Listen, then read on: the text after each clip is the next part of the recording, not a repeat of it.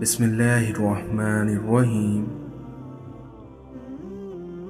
अस्सलामु अलैकुम वरहमतुल्लाहि वबरकातुहू। मैं अपने सभी दोस्तों का अपने इस चैनल पर इस्तकबाल करता हूँ।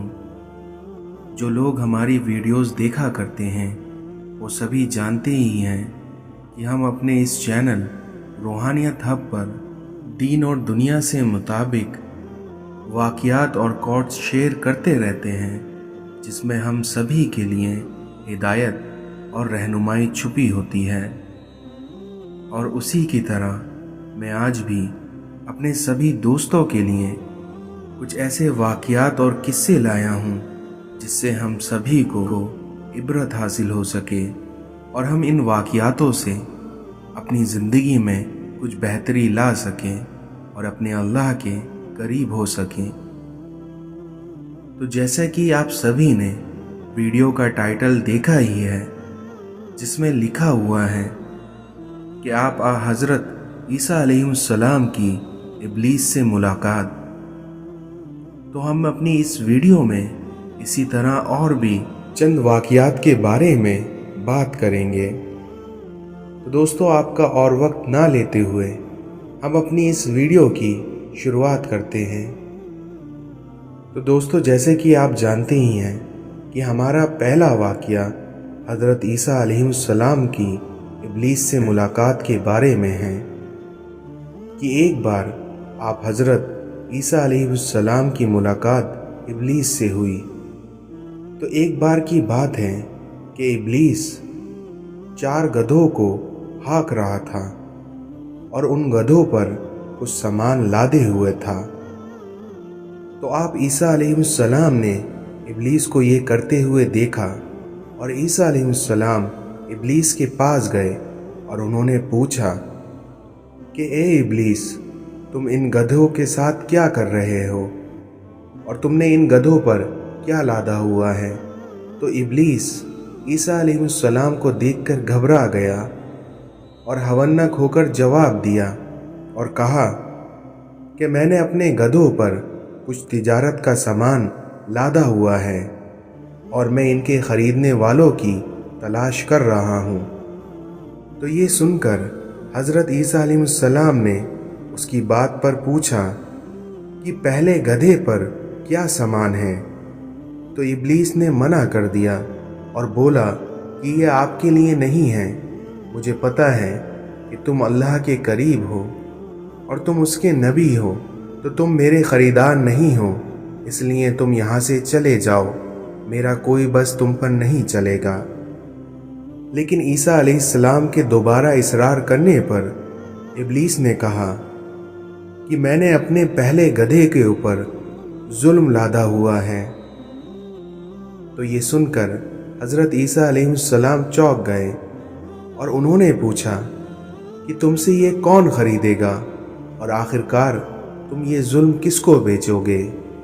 तो इब्लीस ने मुस्कुराकर जवाब दिया कि इसको ख़रीदने वाले हुक्मरान हैं, जो कि अपनी रियाया पर जुल्म करता है और वो जालिम है।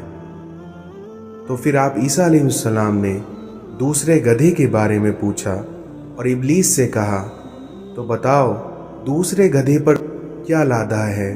तो इब्लीस ने जवाब दिया कि हसद। तो हज़रत ईसा अलैहिस्सलाम ने पूछा कि तुमसे ये कौन ख़रीदेगा, आखिरकार तुम किसको हसद बेचोगे और इसका कौन ख़रीदार है। तो शैतान ने जवाब दिया, वक्त का आलिम। फिर इसी तरह ईसा अलैहिस्सलाम ने पूछा कि तुमने तीसरे गधे पर क्या लादा है। तो इब्लीस ने कहा, खयानत। फिर इसी तरह हज़रत ईसा अलैहिस्सलाम ने उससे पूछा कि तुमसे ये कौन ख़रीदेगा और इसका ख़रीदार कौन है। तो शैतान ने जवाब दिया कि इसका ख़रीदार वक्त का ताजिर है जो ख़यानत करता है। फिर इसी तरह आप ईसा अलैहिस्सलाम ने चौथे गधे के बारे में पूछा कि इस पर तुमने क्या लादा है। तो उसका भी इब्लीस ने जवाब दिया और कहा, मक्र और फ़रेब। तो फिर ईसा अलैहिस्सलाम ने पूछा, इसको तुमसे कौन ख़रीदेगा اور اس کا خریدار کون ہے؟ تو شیطان نے اس کا جواب دیا اور کہا، اس کی خریدار عورتیں ہیں۔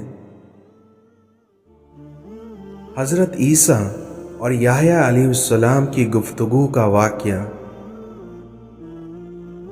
ایک بار کی بات ہے کہ حضرت عیسیٰ علیہ السلام سے حضرت یحییٰ علیہ السلام کی ملاقات ہوئی۔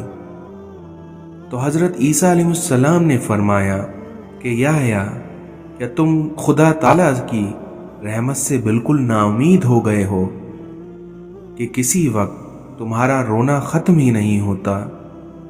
تو حضرت یحییٰ نے فرمایا کہ اے عیسیٰ، کیا تم خدا کے قہر سے بالکل مامون ہو گئے ہو کہ تمہیں ہر وقت ہنسی ہی آتی رہتی ہے اور کبھی غمگین نہیں دکھتے ہو؟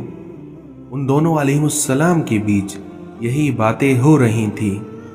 تبھی کچھ دیر بعد آخر ایک فرشتہ آیا اور اس نے کہا کہ خدا تعالیٰ تمہیں بہت دیر سے دیکھ رہا ہے کہ آپ دونوں آپس میں کیا گفتگو کر رہے ہیں، اور یہی دیکھ کر اللہ تعالیٰ نے مجھے یہاں بھیجا ہے اور یہ فرمایا ہے کہ آپ دونوں میں فیصلہ کرتے ہیں کہ اے عیسیٰ، کہ لوگوں کے سامنے تو ایسے رہا کرو جیسے تم اب رہتے ہو، لیکن اکیلے میں ایسے رہا کرو جیسے یحییٰ رہتے ہیں، اور یحییٰ، آپ اکیلے میں تو ایسے رہا کرو جیسے آپ رہتے ہو، لیکن لوگوں کے سامنے کچھ اس طرح رہا کرو جیسے عیسیٰ رہتے ہیں، کیونکہ اللہ تعالیٰ نہیں چاہتا کہ لوگوں میں مایوسی پیدا ہو اور وہ اپنے اللہ سے مایوس رہیں، کیونکہ اگر لوگ آپ کو اس طرح مایوس دیکھیں گے تو وہ سوچیں گے کہ جب اللہ کا نبی اتنا مایوس ہے تو ہمارا کیا بنے گا اور ہمارے ساتھ اللہ کیا کرے گا۔ تو اس لیے ہم لوگوں کو بھی چاہیے کہ اکیلے میں اپنے اللہ سے خوب گڑ گڑا کر مانگا کریں، لیکن لوگوں کے سامنے ہمیشہ مسکرا کر اور اللہ کا شکر گزار بن کر رہنا چاہیے، جس سے کہ لوگوں میں نا امیدی پیدا نہ ہو سکے۔ اور جو اب میں آپ کو آگے واقعہ بتانے جا رہا ہوں، اس سے پہلے میں آپ سبھی سے گزارش کروں گا کہ ہمارے اس چینل روحانیت ہب کو ضرور سبسکرائب کر لیں، جس سے کہ ہماری آنے والی مزید سبھی ویڈیو کے لیے آپ کو سب سے پہلے نوٹیفیکیشن مل سکے اور آپ سب سے پہلے ہماری لیٹسٹ اپڈیٹ کو دیکھ سکیں، اور ہماری ان ویڈیوز کو مزید آگے بھی شیئر کریں، جس سے کہ اور لوگ بھی ان واقعات کے ذریعے اپنی زندگیوں میں کچھ تبدیلی لا سکیں اور ہم سب لوگ دوسروں کی ہدایت کا ذریعہ بن سکیں۔ کہ ایک بار کی بات ہے کہ حضرت شبلی رحمۃ اللہ تعالی نے ایک حکیم سے کہا کہ مجھے گناہوں کا مرض ہے، علاج بتائیے۔ تبھی ان کے سامنے ایک غریب آدمی لکڑیاں اکٹھی کر رہا تھا، تو تبھی اس غریب آدمی نے آواز دی اور کہا کہ آؤ میں تمہیں دوا بتاتا ہوں۔